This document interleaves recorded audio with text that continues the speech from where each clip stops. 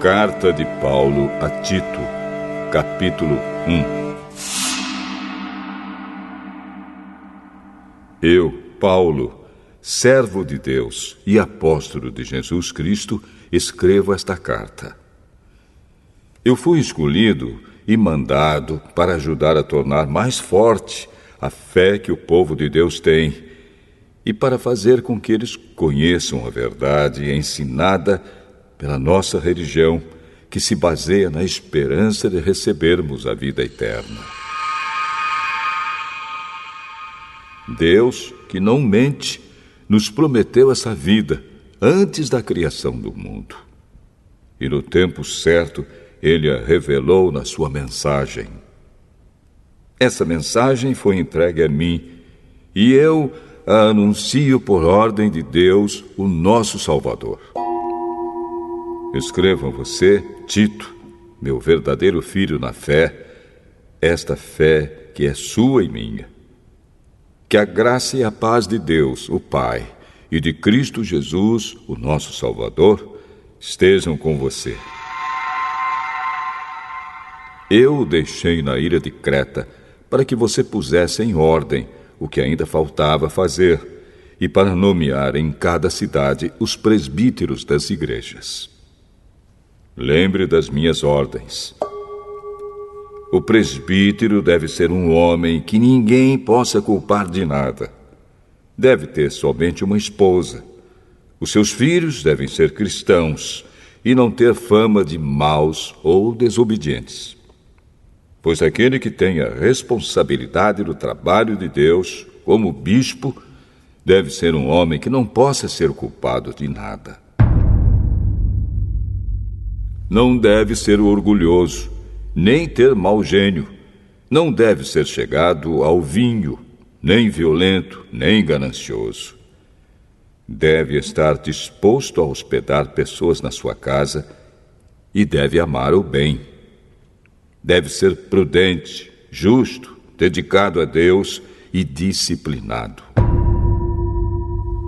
Deve se manter firme na mensagem que merece confiança e que está de acordo com a doutrina. Assim ele poderá animar os outros com o verdadeiro ensinamento e também mostrar o erro dos que são contra esse ensinamento. Pois existem muitos, principalmente os que vieram do judaísmo, que são revoltados e enganam os outros com as suas tolices. É preciso fazer com que eles parem de falar, pois estão atrapalhando famílias inteiras por ensinarem o que não devem, com a intenção vergonhosa de ganhar dinheiro. Foi justamente um deles, um profeta da ilha de Creta, quem disse: os cretenses só dizem mentiras. São como animais selvagens. São uns preguiçosos que só pensam em comida. E ele tinha razão quando disse isso.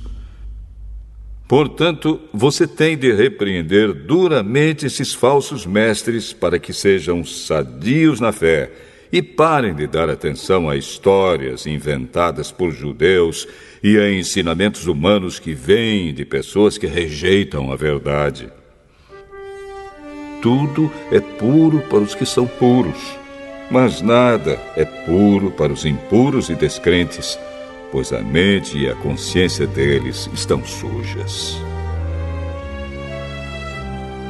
Eles dizem que conhecem a Deus, mas o que eles fazem mostra que isso não é verdade. Estão cheios de ódio, são rebeldes e não são capazes de fazer nenhuma coisa boa.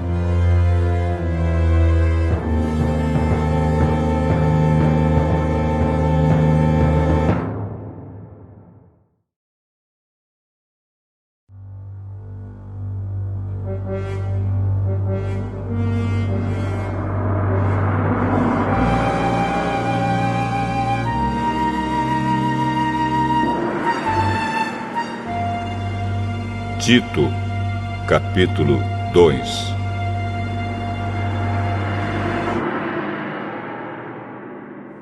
Mas você, Tito, ensine o que está de acordo com a doutrina verdadeira. Ensine os mais velhos a serem moderados, sérios, prudentes e firmes na fé, no amor e na perseverança. Aconselhe também as mulheres mais idosas a viverem como devem viver as mulheres dedicadas a Deus. Que elas não sejam caluniadoras, nem muito chegadas ao vinho. Que elas ensinem o que é bom, para que as mulheres mais jovens aprendam a amar o marido e os filhos, e a ser prudentes, puras, boas donas de casa e obedientes ao marido, a fim de que ninguém fale mal da mensagem de Deus.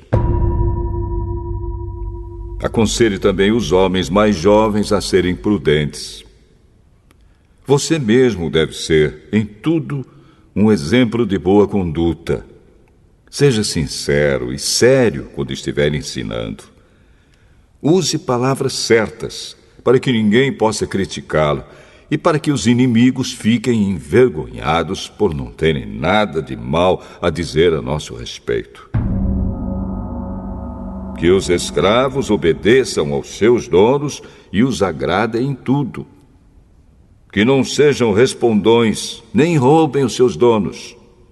Pelo contrário, que eles mostrem que são sempre bons e fiéis em tudo o que fazem. Desse modo, por causa das coisas que eles fizerem, todos falarão bem da doutrina a respeito de Deus, o nosso Salvador. Pois Deus revelou a sua graça para dar a salvação a todos. Essa graça nos ensina a abandonarmos a descrença e as paixões mundanas e a vivermos neste mundo uma vida prudente, correta e dedicada a Deus, enquanto ficamos esperando o dia feliz em que aparecerá a glória do nosso grande Deus e Salvador Jesus Cristo. Foi Ele quem se deu a si mesmo por nós, a fim de nos livrar de toda maldade e de nos purificar, fazendo de nós um povo que pertence somente a Ele e que se dedica a fazer o bem. Ensine essas coisas e use toda a sua autoridade para animar e também para repreender os seus ouvintes. E que ninguém despreze você.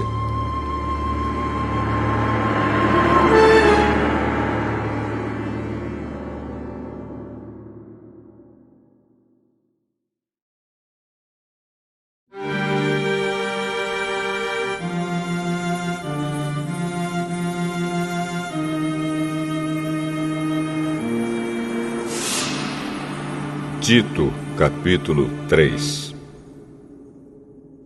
Recomende aos irmãos que respeitem as ordens dos que governam e das autoridades, que sejam obedientes e estejam prontos a fazer tudo o que é bom. Aconselhe que não falem mal de ninguém, mas que sejam calmos e pacíficos e tratem todos com educação. Pois antigamente nós mesmos não tínhamos juízo e éramos rebeldes e maus. Éramos escravos das paixões e dos prazeres de todo tipo e passávamos a nossa vida no meio da malícia e da inveja. Os outros tinham ódio de nós e nós tínhamos ódio deles. Porém, quando Deus, o nosso Salvador, mostrou a sua bondade e o seu amor por todos, Ele nos salvou porque teve compaixão de nós e não porque nós tivéssemos feito alguma coisa boa. Ele nos salvou por meio do Espírito Santo, que nos lavou, fazendo com que nascêssemos de novo e dando-nos uma nova vida. Deus derramou com generosidade o seu Espírito Santo sobre nós, por meio de Jesus Cristo, o nosso Salvador. E fez isso para que, pela sua graça, nós sejamos aceitos por Deus e recebamos a vida eterna que esperamos. Esse ensinamento é verdadeiro. Quero que você, Tito, insista nesses assuntos para que os que creem em Deus se interessem em usar o seu tempo fazendo o bem. Isso é bom e útil para todos. mas evite as discussões tolas, as longas listas de nomes de antepassados, as brigas e os debates a respeito da lei dos judeus. Essas coisas são inúteis e sem valor. Se uma pessoa causar divisões entre os irmãos na fé, aconselhe essa pessoa 1 ou 2 vezes, mas depois disso não tenha nada mais a ver com ela. Pois você sabe que uma pessoa como esta abandonou completamente o Evangelho e os seus pecados provam que ela está errada. Quando eu lhe mandar o irmão Ártemas ou o irmão Tíquico, faça o possível para ir se encontrar comigo na cidade de Nicópolis, pois resolvi passar o inverno lá.